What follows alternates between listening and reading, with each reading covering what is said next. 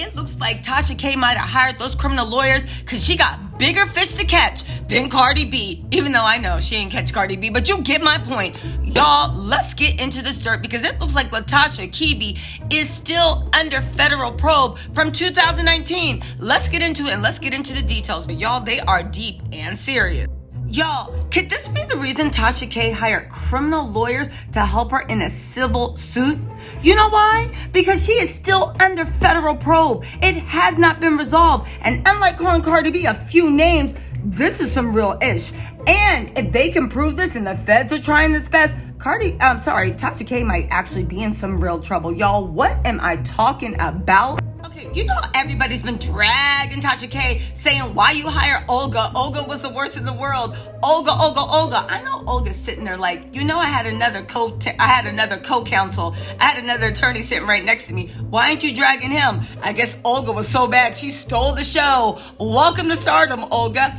However, everyone kept saying, Olga only practices criminal. Why are you messing with a criminal attorney when you need a civil attorney that specializes in defamation? Well, maybe Tasha K and her team know more than we do because she is still under a federal probe, that is a federal investigation into how she obtained illegal phone calls, visitation logs, and a whole bunch of other stuff from none other than R. Kelly's case. You might be saying, what the hell is Tasha K under federal probe for something dealing with R. Kelly? Don't tell me she was waiting in that mirrored room like a dog like Portia Williams. No, you know your girl LaTasha K is not for that. And if she did it, it would have been blasted on a Tasha K Live. She would have literally been in the mirrored room with all R. Kelly's girls sitting around having one-on-one interviews with that beautiful production and light set. I'm joking, right? Let's actually have a problem with her receiving what they say is federally protected information,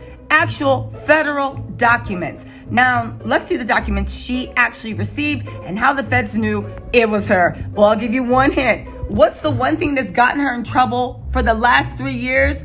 Her going live and sharing information with the world. Let's see what this live information was. Important to note, she has not been charged with any crime. However, if this probe goes through, there will be charges. Okay, so how'd she receive the information? Well, there was a woman who worked for the Department of Corrections, right? At the time this happened, she was actively working there. When the feds closed in and when they saw a few of Tasha K's lives and they were able to trace back the information, I'm gonna let you know how, they came knocking on this woman's door and then magically she retired. I know, right? Amazing timing or good timing depending on who you ask.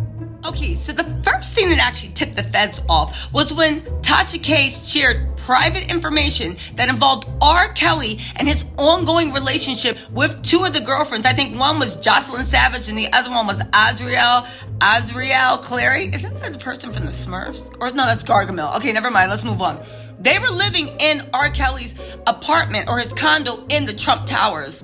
Problematic people love problematic people. What the hell was Robert Kelly doing with a high-priced condo in the Trump Towers? Boy, okay. And this is in Chicago. Now, Tasha actually let the world know on her lives that R. Kelly allegedly told someone to go drop off $1,500 to pay one of the girlfriend's bills.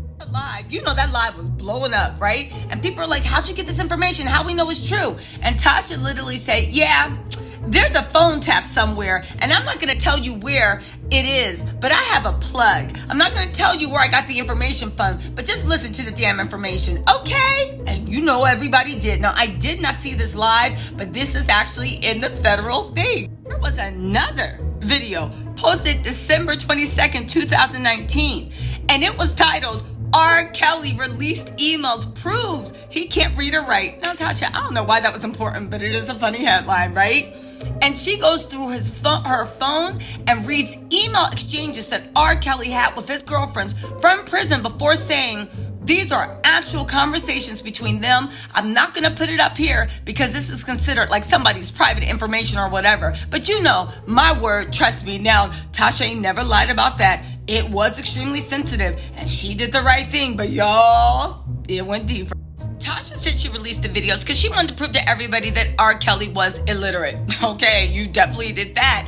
However, the warden of Chicago's MCC, that's a correctional facility, said that the said that in an internal affairs investigation, that's right, they took it to internal CSI, internal affairs, right? In November 2019, that Tasha had revealed sensitive law enforcement information that would only be known to employees from the U.S. Bureau of Prisons, who are responsible for regularly monitoring R. Kelly's behavior at the correctional facility. Now, here's the thing, how people are alleging that Tasha got tricked up. Tasha actually posted pictures of what she was reading off of. And at the bottom of that screen, at the bottom of the picture, the printout, you could see a little electronic code. That electronic code was literally, the computer saying when it was printed out and from where it was printed out. So from that, right, they actually said they reviewed all the officers' logins to say, okay, the code at the bottom said beep, beep, beep, bah, bah, bah, bah, bah, 8:39 a.m. I'm just making up dates. September 19th, 2019, right?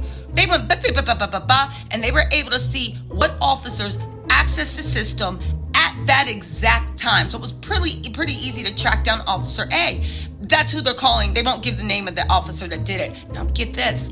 They didn't just say something, because that's not what the feds do. The feds sit there and watch you because they want to accumulate information. Once they know where you're being dirty, they sit there and watch. Let this be a little something for all the scammers out there. They don't just move in. Don't think you got away from it because you don't hear your doorbell ring asking what's going on.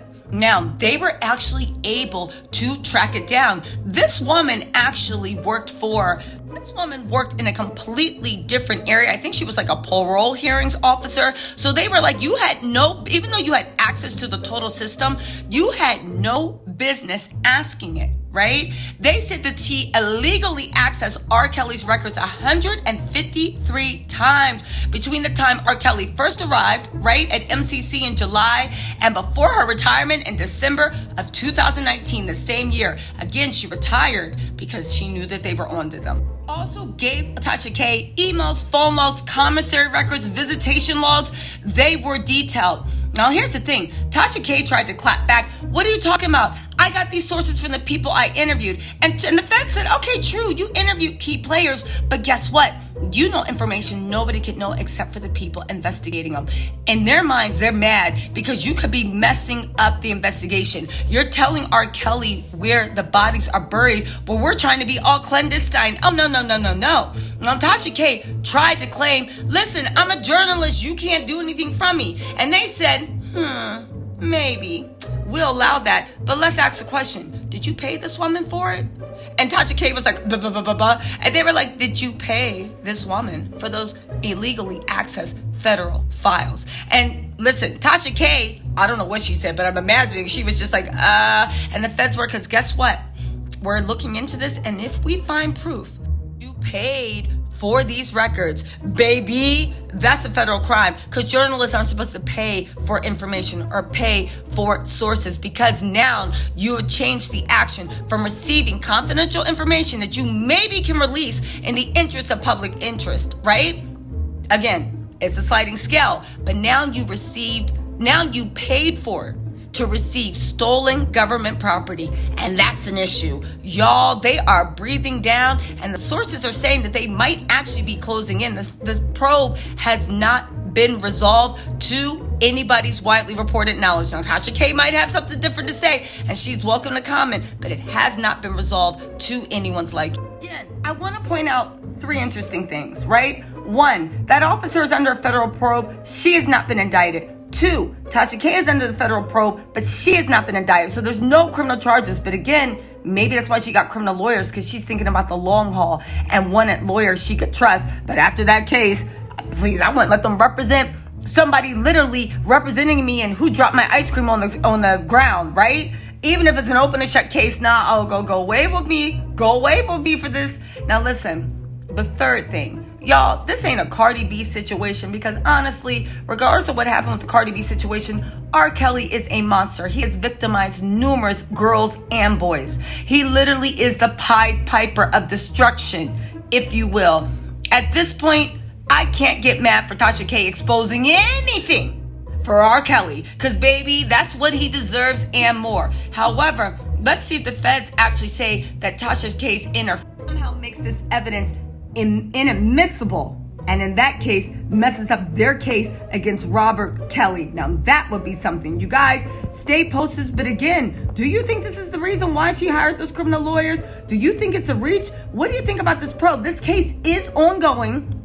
Just like the Cardi B case dragged on for 3 years, this probe has been going on for 2 years. But you know how it is. And just because the feds have not given charges, don't mean a thing. Because you know the feds love the slow creep. Because when they close in on you, baby, they want to make sure you're not escaping. All right, my little Tattle Tales, let me know what you think in the comments. I'll talk to y'all later.